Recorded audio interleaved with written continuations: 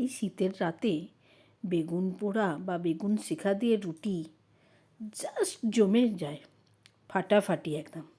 আমার তো ভয়েস দিতে কেউ জিভে জল। শীতকাল মানেই বেগুন শেখা, সাথে রুটি নয় মুড়ি। বেগুনগুলো শিখতে দিয়েছি, এরকমভাবে চিরা দিয়ে কেটে দিয়েছি, দিয়ে ভেতর লঙ্কা আর রসুন দিয়ে দিয়েছি, সাথে তেল মাখিয়ে নিয়েছি। বড় বড় বেগুন দেখলেই মনে হয় শেখা খাওয়া। গ্যাসে এইভাবে শিখছি আর একটাকে।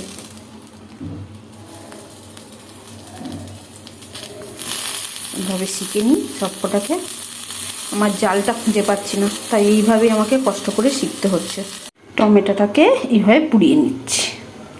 গ্যাসের অবস্থা আমার শোচনীয় হয়ে গেছে, পরিষ্কার করতে করতে দম বেরোবে।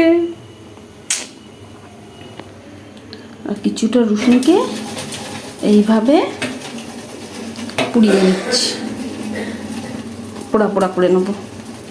বেগুনগুলোকে এইভাবে দাঁড় করিয়ে দিচ্ছি যাতে রসটা বেরিয়ে যায়, আর যাদের গলা চুলকায় হয় সেগুলো না চুলকায়। এবার আস্তে আস্তে বেগুনের খোসাগুলো ছাড়িয়ে নেবো এইভাবে। চলো ছাড়িয়ে নিই। বেগুনটাকে ছাড়িয়ে নিয়েছি, মেখে নিয়েছি, টমেটোটাকেও চটকে নিয়েছি, সাথে লঙ্কা, আর এদিকে কেটে রেখেছি পেঁয়াজ। এবার পোড়া লঙ্কা কিছুটা আছে, সেগুলোকে সাথে মাখবো, আর যেগুলো রসুন পুড়িয়েছিলাম সেগুলো মাখবো। এগুলো চটকে নিই।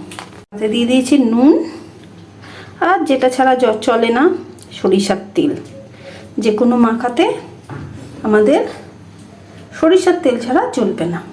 এবার ভালো করে মেখে নেব,